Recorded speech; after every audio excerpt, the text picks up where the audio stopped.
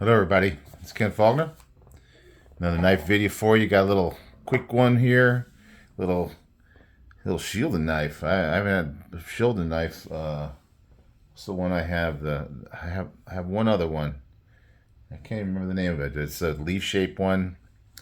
I probably should have, I never prepared for these videos, so. But anyway, you know it, Bulbasaur. Bulbasaur. Crazy name, right? It's one of the characters from Pokemon, Bulbasaur. So that's the only one I have from them.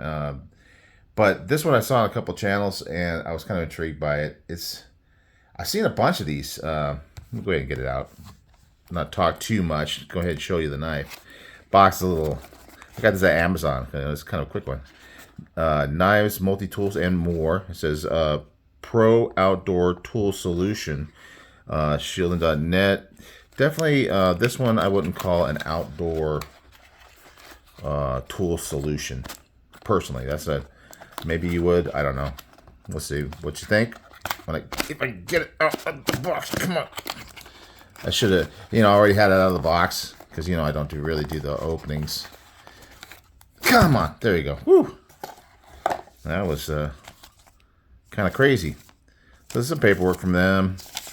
It's typical one of these small Chinese brand knife companies. You don't see as many from them. I don't see as many from them as you do from some of the bigger names, the Kaisers, the Civivi type. But interesting, they always come, even when this one is one with a clip, a folding knife with a clip, and you still have them coming in these little sheath things, and you can put it on your belt, a little button too. I mean, it's kind of a cool little thing, actually. Not a bad. I carry another knife, like a back lock, old one that I had that doesn't have a clip. I put it inside of one of this things. Got the Velcro. So I mean, it works really well for carrying a knife that doesn't have a clip, but I don't see the reason. But this is their packaging, kind of like a zipper pouch, except it has other uses. So it's not bad. I'm definitely not going to complain about it. Inside here is the knife. I don't know if it had a bag. I don't think it had a bag, or I lost it. But either way, here's the teeny little knife. So I've been seeing these. I think the term they use is Pikal knife. I'm not that familiar with Pikal as a term, but I think it has to do with like an Indonesian, Filipino, or something like that knife that was used. I kind of tried to look it up a little bit, and they didn't always have this kind of shape here. But it's interesting. It's kind of reminiscent of a karambit. Oh, by the way, this one is called the scythe. And actually, that kind of makes sense because it kind of does look like a scythe. Oh, you probably can't read that. But it is 154 cm. Micarta and G10. That's interesting too, because I looked at this and I thought it was just G10, but apparently I believe it's a G10 backspacer and micarta, but it looks like G10 to me. But they're calling it micarta. It doesn't matter. I mean, for years at my work we use G10 material. We always called it micarta anyway, so it's always confused me because I was used to just referring to G10 as micarta. It's the same kind of functionality, kind of some material that's in a resin. It makes it very strong because it's layered, and that's where you get that cool look. But it does have a cool look. And then there's just a crazy blade. It's that raptor claw kind of thing. Everybody gets these out and they're all like self-defense, and I think that they were kind of made for that.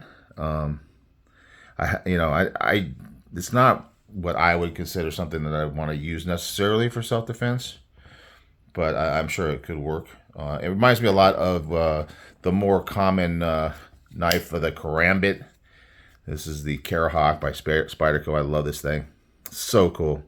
The really cool thing about this for me is as you deploy, as you pull it out of the pocket, it deploys with that Emerson wave. So this one, for self-defense, it just, because it's such a quick grab out, it's in your hand, and then that's kind of that underhand holding is the preferred use for this, and it's kind of like a hawkbill, really. I mean, in fact, actually on the website, it does call it a steel hawkbill point blade. So I mean, we're all kind of familiar with hawkbills, and some people aren't fond of them. Obviously, it's got a curved, sharp edge, so the edge is on this side. This one might be kind of nasty. I mean, I know that there are karambits that are sharpened on the backside. I think those are mostly non-folding types. You know, because a lot of these came from non-folding, and they just kind of incorporated into the folding knife world. So anyway, yeah, I saw this on some channels, and I was just kind of intrigued. Not super expensive. This one was $80 basically on Amazon, and yeah, I just decided, you know, I don't have any Pikal per se knives. I do have hawkbills, not tons of them, but hawkbills and obviously the karambits. Got some karambit fixed blades too. I've just kind of coming from martial arts as a younger man. I still train a little bit, but definitely it's hard at age 60 to train seriously. I mean, you can keep up with it. That's basically what I'm doing. But anyway, I've always been intrigued by the whole thing, and so I just wanted to have them. But one of the things that I really like about this one, and maybe I haven't seen it on other ones, is that thumb ramp there. That's like really that jimping on there, excellent, and it is very snappy. I like when it's a small knife, and it is a small knife. I like it when they're snappy like that, just snappy. It is a I don't think you can flick it out. Oh, you can. I haven't even tried that yet. But sometimes when you have that grind, this is a flat grind. It's not hollow, but you still get enough of a bevel here that's steep enough that you can actually get and it's not going to be, you're not going to be able to do it all the time, but, or at least I don't. Some people are really good at catching that bevel, but for me, it's always kind of hit and miss. Some knives are like almost all the time you can do it, especially if it has a coating on it. But this one's pretty good. It's got a nice little inset liner lock. It's really nice. Tiny, but it's like a 3.5. Kind of get your finger in there, but really you're expecting to hold it kind of like this. But you know what I ended up using these things for, and I just used it on something the other day, is opening a box. You know, the tape, and you get in that crease where the box has got the tape across the opening thing, and you just kind of get in there, just get that tip in there. That's just like, you know, you wouldn't really want to do anything serious with this tip, because it would probably break off, I would think. I mean, 154 is a good steel, but yeah, I mean, if you use it for self-defense, it's definitely going to catch into the skin and go in and cut, and it's going to be like a nasty cut. Not super deep, though, because it is a small little blade. I was thinking about knife comparisons. I mean, lately I've got this wee knife case. I talked about some of the knife cases. So I put some knife comparison knives in here, but this is such a small one. I think the smallest one I have in here is the Rat 2 here. So I have these in the case, so I'd have them out and ready.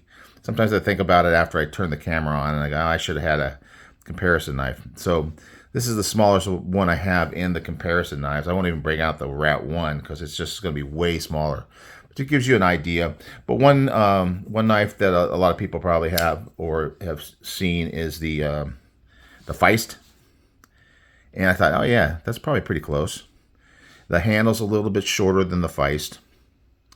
And the blade is a little shorter than the Feist. But it's kind of in that range. And speaking of snappy, yeah, this is definitely snappy. You know, they got the front. Oh, man. And it'll catch you, too. This is another one that really... fortunately, this one's not as sharp as it was earlier, and I haven't kept up on keeping it sharp. But, man, when I first had it, it bit me so many times. It's got quite the tip. So, anyway, so it saved me. I might have gotten punctured tiny little bit, but not bad. Not much in the way of a drop, but snap. And really that Man, that back flipper, it's just really good detent. I mean, they really worked it well. I mean, it's a tiny little handle, but it feels pretty good in the hand. Definitely that clip is really taking up a lot of the room because it's such a small handle that you really feel the clip. But being a wire clip, it really doesn't cause me a lot of pain. So that's good. Yeah, I think this is just a fun one having the collection. I may not get any more Pikal knives. It's not really my thing. I'm not so much that I'm afraid of sharpening it, but you know, it is definitely going to be good for opening boxes. I might keep it around, just keep it out and about, like on the table here, just to open boxes, just because it's really great for just getting it, whoosh, get that tape. I mean, it cuts that tape. Very fun. But you know, if you're into using something like this for self-defense, it can be very stealthy. I mean, it's so small that when you got it closed, you can have it in your hand and basically be holding it, and hardly anybody's going to know that you have a knife. And that is one way that a self-defense knife is really good, if you can kind of have it and nobody really knows, and then you need it and you have it out. It's already in your hand rather than having to deploy it or get it out of your pocket or whatever.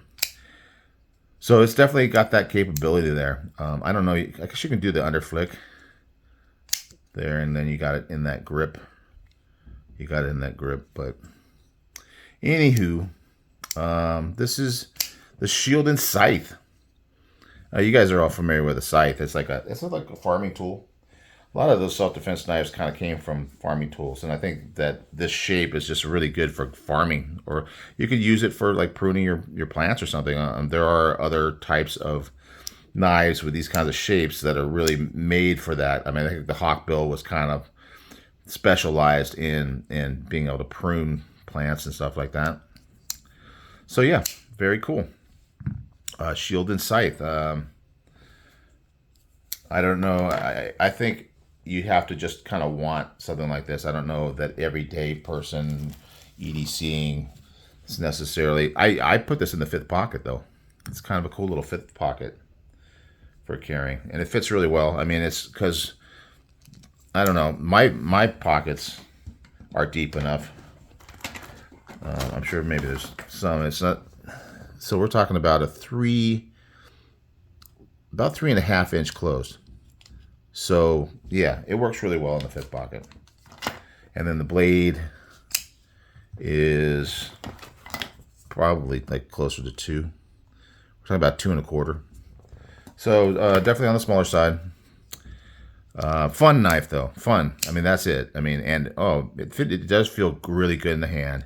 And cutting out packages, I would, if that's what you are looking for a knife, I think, you know, just like the tape packages, this is supreme at doing that. It's excellent. I really like it for that. So that's it. That's it, guys. The scythe from Shieldon. Check it out. You get your little pouch that goes with it, you know, so it's all good. I hope you guys are having a great Easter, by the way. I'm just chilling, relaxing. You know, get ready for my work week coming up. But yeah, Bees is going on live tonight. I don't know if I'm gonna put this video out, and it won't be long before Bees is putting his live out. So anyway, it's a special one Sunday night for Kaiser, and he's doing a lot of giveaways apparently. So anyway, enough babbling. I'll see you guys on the next one. Bye.